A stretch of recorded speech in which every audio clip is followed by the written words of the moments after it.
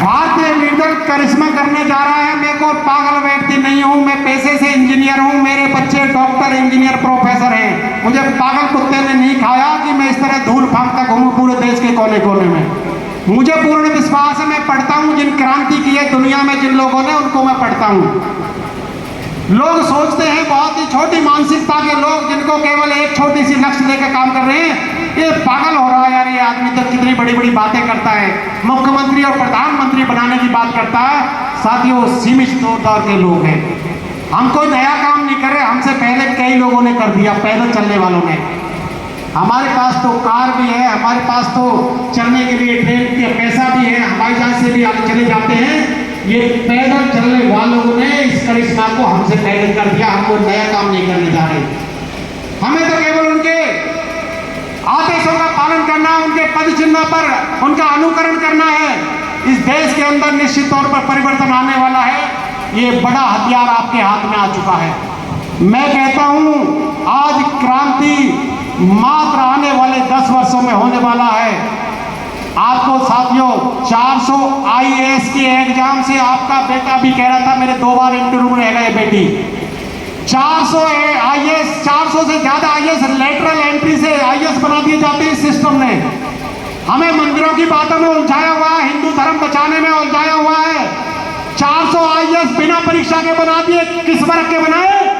एक ही जाति के। और जब हम जाति की बात करते हैं तो ये जातिवाद कहलाते हैं। 400 IAS बना दिए।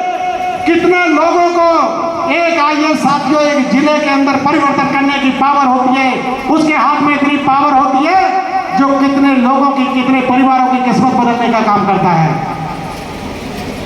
तो इस बात को समझाना होगा, ये ड्यूटी केवल मेरी नहीं है, ये तमाम उस वर्ग के, तमाम जो शोषित वर्ग है, जिस समाज ने पहली बार शिक्षा का अधिकार मिला है। मैं कह सकता हूं बहुत सारे इस समाज के 1800 मंत्री महोदय जी, 1871 के क्रिमिनल ट्राइब एक्ट के मारे हुए लोगों के परिवार हैं, सामने बैठे हैं आपके। इन लोगों की पहली पीढ़ी है जिनको शिक्षा का अधिकार मिला है। शिक्षा का अधिकार नहीं था, हमको पता भी नहीं है। साइमन कमीशन का विरोध कर रहे थे, लठ बजा रहे थे, हम समझ रहे थे अंग्रेजों पे लठ बजा रहे ये लोग, जबकि साइमन कमीशन क्या था? साइमन कमीशन आपको बराबरी की शिक्षा का अधिकार देने के लिए आया था इस देश के अंदर, अंग्रेजों का प्रतिनिधिमंडल। मगर इस बात को हमें पढ़ा दिया, लेकिन ये नहीं बताया कि कारण क्या था, साइमन कमीशन क्यों आया था। आपको पढ़ने का अधिकार दे रहा था, बराबरी का अधिकार दे रहा था। साथियों, इन बातों को छुपाया गया है हमसे। इन बातों को हमें एक परिवार को घर घर जाकर बताना पड़ेगा।